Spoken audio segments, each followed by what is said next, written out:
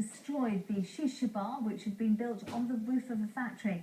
It caused damage estimated at £100,000. Well, Leicester Crown Court heard how Imtiaz Patel had got into financial difficulty and started the fire out of spite.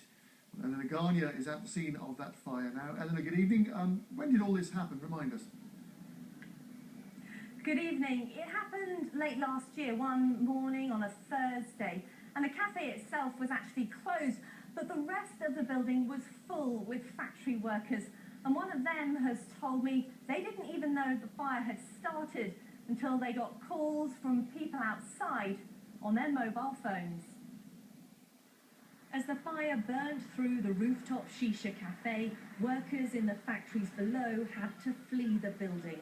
Within minutes, flames tore through the wooden smoking structure, destroying the cafe. We had no fire alarm, we had no warning, there was no smoke alarm.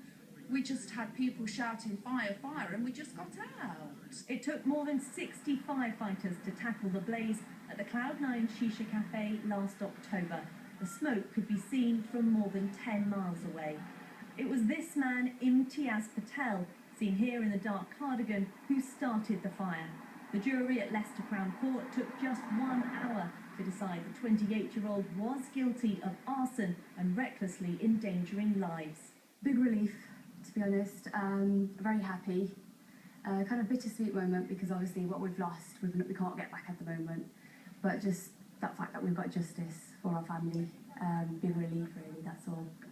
During the 3-day trial, the court heard how Imtiaz Patel, an electrician who also ran a rival shisha cafe in Leicester, had confessed to police after being arrested.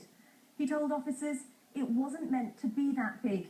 He said his own business was in difficulty and he started the fire out of spite.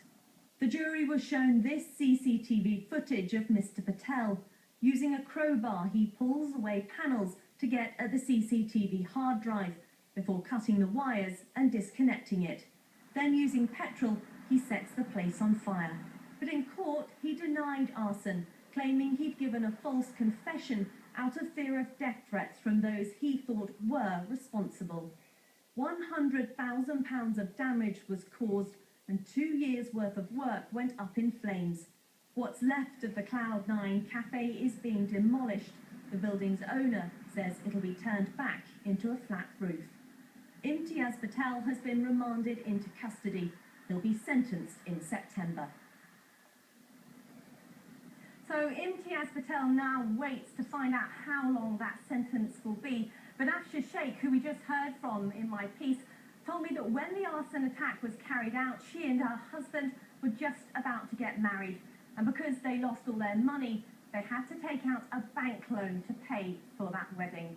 Well, her family now have the task of trying to get out of debt, and she told me that they'll have to do that and start from the beginning again.